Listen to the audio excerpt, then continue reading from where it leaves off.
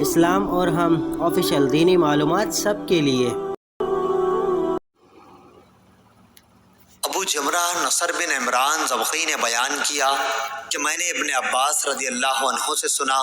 آپ نے بتلایا کہ قبیلہ عبد القیس کا وفد نبی کریم صلی اللہ علیہ وسلم کی خدمت میں حاضر ہوا اور عرض کی کہ یا رسول اللہ، ہم ربیعہ قبیلے کی ایک شاخ ہیں اور قبیلہ مضر کے کافر ہمارے اور آپ صلی اللہ علیہ وسلم کے درمیان پڑتے ہیں، اس لیے ہم آپ کی خدمت میں صرف حرمت کے مہینوں ہی میں حاضر ہو سکتے ہیں، کیونکہ ان مہینوں میں لڑائیاں بند ہو جاتی ہیں اور راستے پرامن ہو جاتے ہیں۔ آپ ہمیں کچھ ایسی باتیں بتلا دیجئے جس پر ہم خود بھی عمل کریں اور اپنے قبیلے کے لوگوں سے بھی ان پر عمل کرنے کے لیے کہیں جو ہمارے ساتھ نہیں آ سکے ہیں۔ حضرت صلی اللہ علیہ وسلم نے فرمایا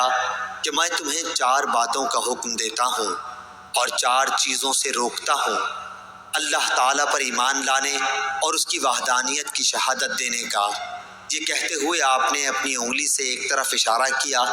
نماز قائم کرنا، پھر زکوٰۃ ادا کرنا اور مال غنیمت سے 5واں حصہ ادا کرنے کا حکم دیتا ہوں، اور میں تمہیں کدو کے تومبی سے اور ہنتم سبز رنگ کا چھوٹا سا مرتبان جیسا گھڑا، نقیر کھجور کی جڑ سے کھودا ہوا ایک برتن، زفت لگا ہوا برتن، زفت بصرہ میں ایک قسم کا تیل ہوتا تھا، کے استعمال سے منع کرتا ہوں۔ سلیمان اور ابو نعمان نے حماد کے واسطے سے یہی روایت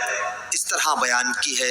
الایمان باللہ شہادہ ان لا الہ الا اللہ، یعنی اللہ پر ایمان لانے کا مطلب لا الہ الا اللہ کی گواہی دینا۔